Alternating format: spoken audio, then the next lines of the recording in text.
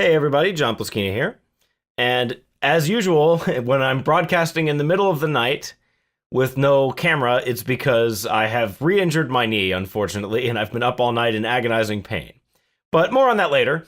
First, I wanted to talk about InfoWars has put out a video that kind of recaps Jill Stein's recount efforts and asking the question, is she actually helping Trump at this point? And I thought that was interesting. I wanted to add my own analysis for your consideration. So I'm going to put up this video with a similar title, and we'll see if we can draw in some of the InfoWars crowd. That might be fun. Now, I respect Jill Stein. She's a lefty, but her resume is legit, in my humble opinion. She's a citizen politician, and she made a mark in a really tough field running against the monoparty establishment, and that's really hard to do. And she managed to become a household name and attract a significant percentage of the vote, in spite of the fact that the media completely ignored her. And to me, that's the evidence that the system sees her as a threat. They just chose to fight her differently than they would fight somebody like Donald Trump. And so she provided a real alternative for people with a progressive kind of mindset, who knew that Hillary Clinton was a horrible monster who needed to be kept out of the White House. And that was a cause that united people from a lot of ideological backgrounds, including myself. I'm an anarcho-capitalist who aligned with Trump and the populist movement, at first just to combat Hillary, but later because I came to believe that Trump is really trying to help and might be able to do a great amount of good. So lefties exist. They'll always exist. And they have their uses from time to time. They provide a counterbalance to the right. Without the left's activism, we wouldn't have gay marriage and gay rights. And the left has, at least when Republicans are president, stood up against the warfare state. And, I was disappointed in how that vanished once Obama was elected. That was kind of chilling and eye-opening. Not just about them, about the Republican side, too, because when I was voting for George W. Bush, I was exactly the same. Back in my young conservative Republican youth, when I didn't know any better and I was very naive. But the left needs to renew itself. At the moment, they represent a large group of people who are really passionate about their bad ideas. And right now, their leadership is corrupt at a level that could best be described as venomous, just like the Republican establishment was. Now, Trump essentially ran a third-party campaign for the nomination of the Republican Party. And that was really smart, and it worked. The party fought him every step of the way. But he won and proved that it can be done. He provided a blueprint for how it can be done effectively and cheaply through hard work within the campaign and hard work at the grassroots level. So here's a thought. We don't know what's really motivating Jill Stein. Maybe she's trying to call attention to the voter fraud, because there's evidence out there.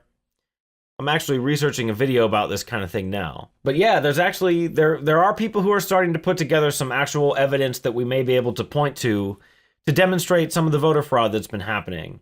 And I'm keeping an eye on that. I'm going to put a video out about that really soon and go over some of the details, because that's going to be really, really valuable information to have.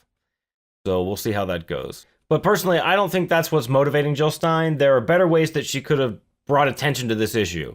I think that she actually is just trying to stay relevant, because now that the election's over, she's going to have an even harder time getting attention in the media. And that really is what all politicians ultimately want. But here's a thought. Some have asserted that this money that she got for this project has come from George Soros or other globalist channels. And InfoWars is saying that Jill Stein is a shill for Hillary, and maybe that's true. But we know that she gets to keep the money that they don't use for the recount effort. So what if her plan is just to build up a war chest and use their dirty money against them? Maybe she could even run a Trump-esque campaign for control of the Democrats. Maybe she could run for some position in the midterm elections. Try and get into the Senate or the House and become an Elizabeth Warren kind of figure, except less of a crazy fraud.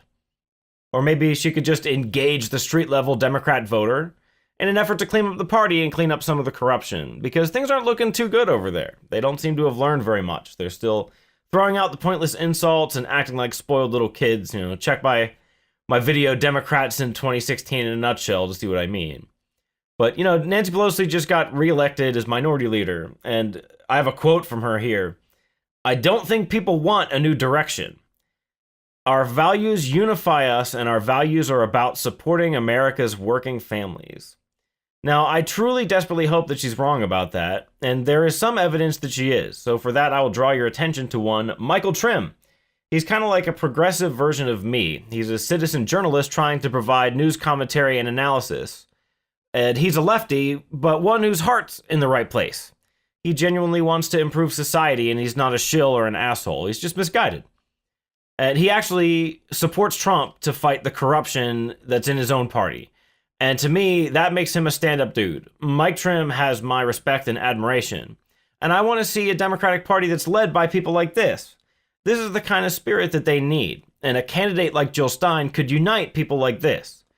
So if you have a friend or family member who's like a shitlib or a progressive or whatever, turn them on to Micheal Trimm, and let's try to build up a movement of citizen-driven political activism that stands up against the corruption and laziness and stupidity of these ridiculous political parties. Because lefties and populists and conservatives and libertarians and anarchists, we need to unite to defeat the neocons and the neoliberals and crush the monoparty establishment. And if we begin to dismantle the federal leviathan and return these decisions to the states, then instead of these bitter, vicious, expensive, knockdown, drag-out brawls at the federal level every 4 years, the blue states and the red states can peaceably go their own ways, and that will be the best possible thing for everyone. And if we can't cooperate to make that happen, then I'm really afraid that the country will collapse and that there could be a civil war. Because if you take a look at the electoral college map county by county, you'll realize that what we're seeing is just another manifestation of the ancient conflict of cities versus the rural population. And these people struggling against each other for political power.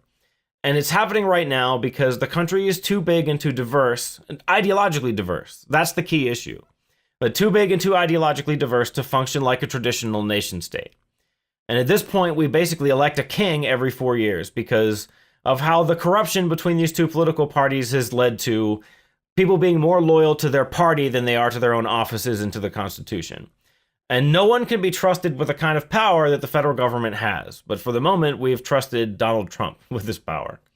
So I've invented a new emotion to feel about the near future, and that is terrified optimism. I think that pretty much says it all. So in addition to being a political theorist and commentator on YouTube and a satirist, I'm also an author and a musician, and I always lead my podcast with the political content since I know that's what most of you are here for. And if that's all that you're into, then you'll probably want to drop off now. And I'll talk to you again real soon. Bye-bye. So for those of you who remain, my knee situation. I re-injured it, unfortunately. I'm back to walking on crutches, and my knee is bent at an awkward angle without much range of motion. And I wish that I could tell you that I did this at the sold-out CD release party for my death metal band, Echoes Never Lie, at Pittsburgh's fantastic Club Diesel. This was the first show that I've ever done at Club Diesel, and I really liked it there. Check out a show at Club Diesel if you get a chance. Local music is really kind of neglected in Pittsburgh. There are a lot of really talented musicians in the area, and a lot of very talented bands with a lot of really good songwriters that just don't have very many fans because people don't seem to be aware of the local scene or they just aren't interested in it. But anyway, I wish that when people ask me how I hurt my knee again, that I could tell that story, that I recklessly took to the stage in spite of my weak leg. But no, that actually went off fine. I didn't have any problems at the show. But then yesterday when I went to kneel down to refill my dog's water dish, I lost my balance and my weight shifted the wrong way. And that's how it happened. The weight just shifted wrong. And so now I have to tell that story instead. But refilling my dog's water bowl is a lot less impressive than the sold out CD release party for my death metal band. However, since I can't go anywhere or do anything, I hope that will give me some more time to work on the book I have coming up, Mimetic Warfare, which is also terrifying. If you like to be scared, Stephen King has nothing on what I'm cooking up with this, but unfortunately it's nonfiction. It's my first book of philosophy, and I'm really excited about that. I hope that I can share it with you soon. But meanwhile, it seems like some fans of mine on YouTube actually discovered my fiction on Amazon. I just sold some copies of a couple of my other books, right around the big subscriber jump. So thank you for that. I really appreciate that a lot. And if you get a chance to read the books, then please leave a review if you get a chance, because that really helps me a lot. So speaking of which, I went from 300 subscribers to almost 900 in a week or two. So thank you so much. If you just jumped on board, I will work really hard to earn your time and attention, as I always do. And I'm hoping to put up some new music. I've got some new videos that I'm working on. The knee situation is probably going to slow things down a little bit, and I'm really sorry about that. But in any case, there is a lot more fun stuff to come and a lot more really scary stuff to come.